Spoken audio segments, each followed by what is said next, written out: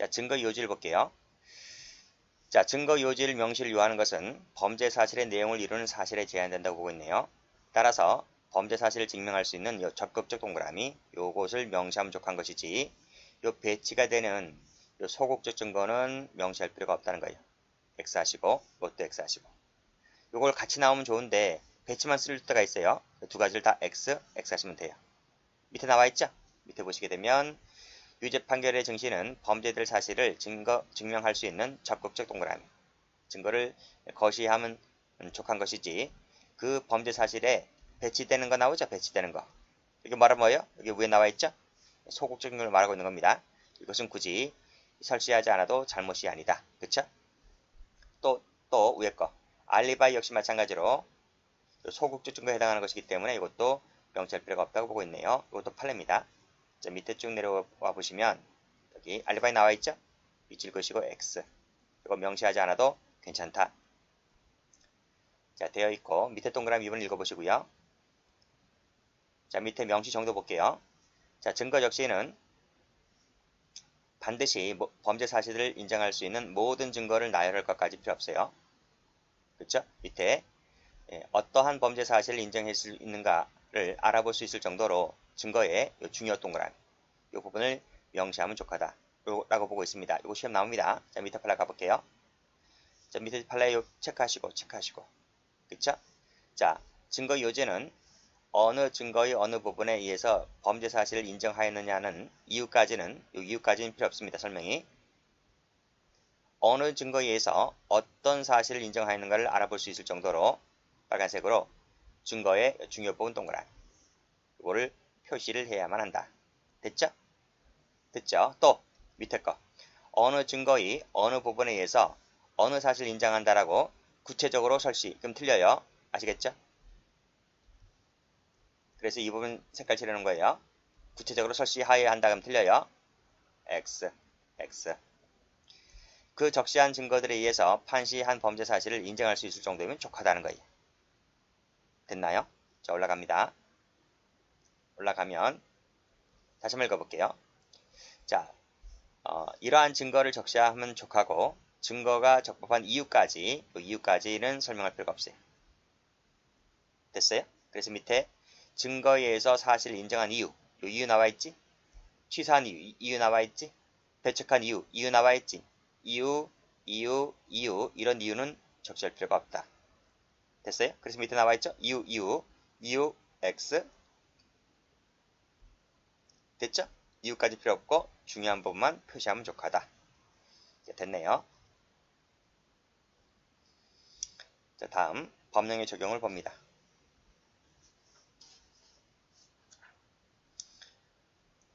자, 명시범위 볼게요. 자, 동그라미 1번. 각 형법 각 측에 각각의 본조와 처벌에 관한 규정을 명시해야 된다. 다만 판례는요. 이건 학설 얘기고요. 판례는 뭐라 그래요? 판례는 각각의 본조의 항 같은 경우는 굳이 적지 않아도 된다는 거예요. 자, 그것이 밑에 나와 있습니다. 사기죄가 나와 있죠? 사기죄가 347조거든요. 그래서 그거 본조만 적시하면 족하다. 본조만. 그게 무슨 말이다? 사기죄가 몇 조라고요? 이게 여기서는 이게 347조예요. 형법. 요것만 적시하면 되는 것이지 그게 굳이 더 나아가서 1항인지 2항인지 이것까지 안 적어도 된다. 그냥 본조만 적으면 된다. 아시겠죠? 자, 그 다음 중지미수, 불능미수와 공범에 관한 규정도 원칙적으로 표시할 것을 요하는데 우리 판례는 공동정범의 성립을 인정했다면 됐지 굳이 30조까지 적지 않아도 잘못은 아니다 라고 봤어요. 왜냐하면 우리 형법에는 공동정범 하면 몇 조인지 딱 알아요. 이 하나밖에 조문밖에 없거든요. 여기서 나와 있죠. 피고인을 공동정범으로 인정하였다면 그렇죠. 공동정범 동그라미. 이것이 30조인지는 형법 좀 공부했다는 애들은 다 알아. 그렇기 때문에 굳이 이거 30조를 굳이 명시하지 않아도 괜찮다 이런 말이에요. 아시겠죠? 요거는 X 할까요? 이건 X 하시고 30조는 X 하시고 그냥 공동정범만 인정하면 족하다. 그게 무슨 조문인지는 다 알기 때문에 그렇죠? 자, 그 다음 이 부정경도 마찬가지예요. 부정경 요거 딸랑 하나밖에 없어요. 이 소년법에서 말하는 부정경이라고 하는 것은 60조 1항밖에 없단 말이죠. 그러니까 부정경만 선고했다 하더라도 이게 몇 조인지 딱 알 수가 있기 때문에 굳이 이걸 안 적어도 뭐다? 위법이 아니다. 이런 말입니다. 여기 나와 있죠? 여기 적용법조, 그쵸? 적용법조를 안 적어도 괜찮다. 그게 60조 1항이니까. 됐죠? 또 올라가 보시면 여기 나와 있죠? 몰수, 그다음에 환부. 이렇게만 적으면 됐지. 굳이 법조문을 적지 않아도 괜찮다 이거예요. 왜요? 그게 몇 조인지 아니까. 몰수가 몇 조죠? 형법 제48조잖아요. 그쵸? 환부는요. 형수법에 나와 있잖아요. 조문이 한 개지 뭐 두 개인가 세 개인가? 한 개밖에 더 있어요? 그러니까 굳이 법조문을 적지 않아도 이렇게 공동정범, 몰수, 환부, 부정경 이렇게만 퉁 쳐서 적어도 괜찮다 이런 말입니다. 자, 명시 방법입니다. 자, 법원은 검사의 공소장 기재 적용 법조에 구속받지 않죠. 직권으로 동그라미. 자유로이 이 법원은 법률 적용할 수 있습니다. 법원이 검사의 상석에 앉잖아요. 그래서 구속받지 않습니다. 구속받는다고 하면 검사가 법원보다 우위라는 얘기인데 그럴 순 없죠. 그래서 법원은 검사 공소장 기재 법조에 구속받지 않습니다. 또 명시 방법은 어떤 범죄 사실에 대해서 어떤 법률을 적용하였는지 객관적으로 알 수 있도록 분명하게 기재할 정도면 됩니다. 자, 적용 법령의 일부를 적시하지 않은 것이 위법이냐가 다퉈졌는데 판결문상 그 규정을 적용한 취지가 인정되는 경우라면 일부를 적시하지 않더라도 위법까지는 아니라는 겁니다. 자, 그런 내용의 판례입니다. 자, 됐고 다음 페이지 한번 가보시면 자, 유죄 판결의 판결 이후에는 쭉 뭐뭐를 명시해야 되는 바 이 문장체 같은 경우는 나열식도 있고 뭐 열거식도 있대요. 그렇지만 나열식이든 열거식이든 어느 방식에 의하든 피고인이 복수라면 어느 피고인에게 어떤 법령을 적용하는지, 그쵸?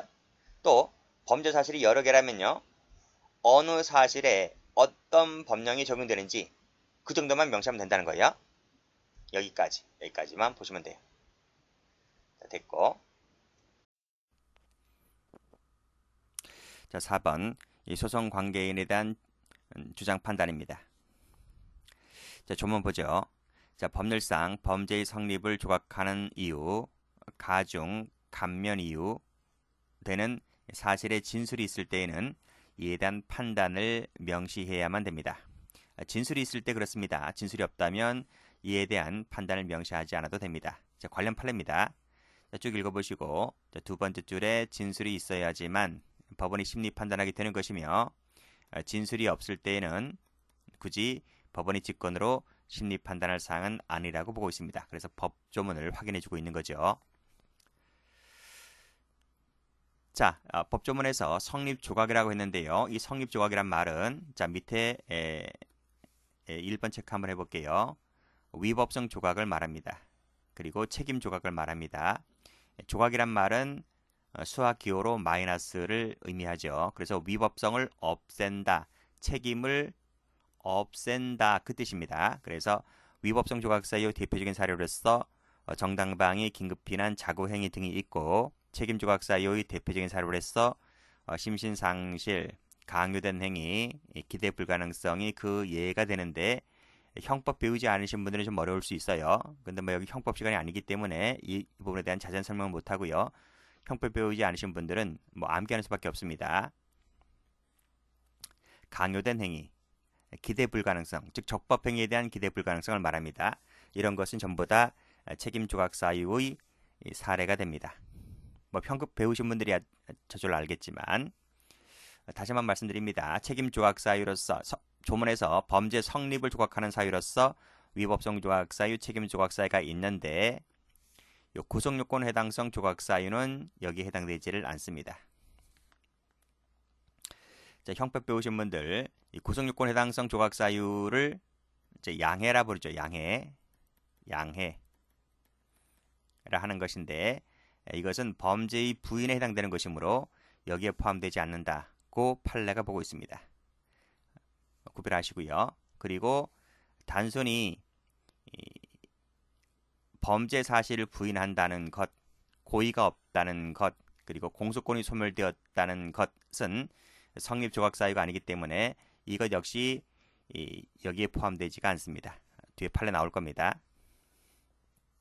자, 그래서 동그라미 2번도 체크를 해 두시고요. 다시 올라가서 조문을 가보면 가중 감면이 나와 있는데요. 이 가중 감면의 의미는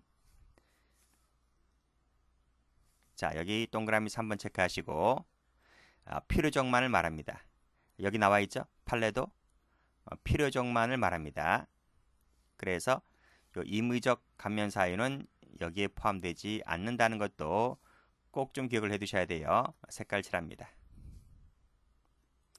자, 그래서 다시 올라가면 여기 자수 나오죠? 형법 배우신 분들 자수는 임의적 감면입니다. 그래서 필요적 감면이 아니기 때문에 여기에 해당되지 않고요. 정상의 주장이라고 하는 것도 필요적이 아니죠. 그래서 이것도 임의적 사항이기 때문에 여기에 해당되지 않는다는 것을 꼭 좀 기억을 해두시면 됩니다. 다시 올라가서 여기 x, x, x 됐나요? 자, 범죄 사실 부인, 고의 없다, 공소권 소멸, 구성요건의 당성 조각 사유, 자수, 정상의 주장 전부 다 X. 아시겠죠? 출제 잘 됩니다. 자, 그러면 관련 판례 봅니다.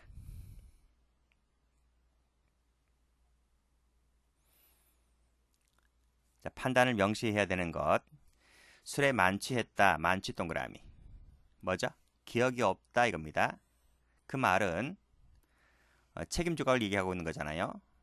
술에 만취됐다. 그러니까 심신상실 얘기하고 있는 겁니다. 심신상실이나 미약 상태를 얘기하는 것이기 때문에 이것은 책임 조각과 관련되어 있습니다. 그래서 이에 대한 판단을 명시해 줘야 되는 거죠. 정당방위는 뭡니까? 정당방위는 위법성 조각이잖아요. 자, 위법성 조각 사유 관련된 것이기 때문에 이에 대한 판단을 해 줘야만 됩니다. 상대방이 주장하고 있다면 여기 기대 가능성이 없다. 말씀드렸죠? 책임 조각을 얘기하고 있는 겁니다. 이에 대한 주장을 하고 있기 때문에 판단은 이 부분에 대해서 법원은 이 부분에 대해서 판단을 해줘야만 됩니다. 그래서 아무런 이유를 명시하지 않은 것은 위법이 있다. 이렇게 보고 있죠. 자, 굳이 판단을 명시하지 않아도 되는 판례를 봅니다. 단지 범죄 사실 부인했다는 부분, 의사가 없었다는 부분, 그리고 관행에 따라 했다는 부분, 그리고 여기 자수는 임의적 사항이라 그랬죠? 그래서 굳이 판단을 명시하지 않아도 됩니다. 자, 3번이 출제가 잘 되는데 4번이 출제가 잘 되는데요. 공정증서 원본 불실기재죄 그 행사죄로 공소가 제기되었을 때 피고인이 당의 등기가 실체적 권리관계에 부합되는 등기다라고 주장하고 있는 겁니다. 실체적 권리관계에 부합한다 라는 의미는 무슨 뜻인가요? 그 뜻은 공소사실에 대한 적극 부인에 해당되는 거죠. 적극 부인에 해당되는 것이지 성립 조각 사유를 의미하는 것이 아닙니다. 그래서 이 부분도 성립 조각 사유를 주장하고 있는 부분이 아니기 때문에 이 부분에 대해서 그 판결 이후에 명시할 필요는 없는 것이다. 이렇게 보시면 되겠습니다.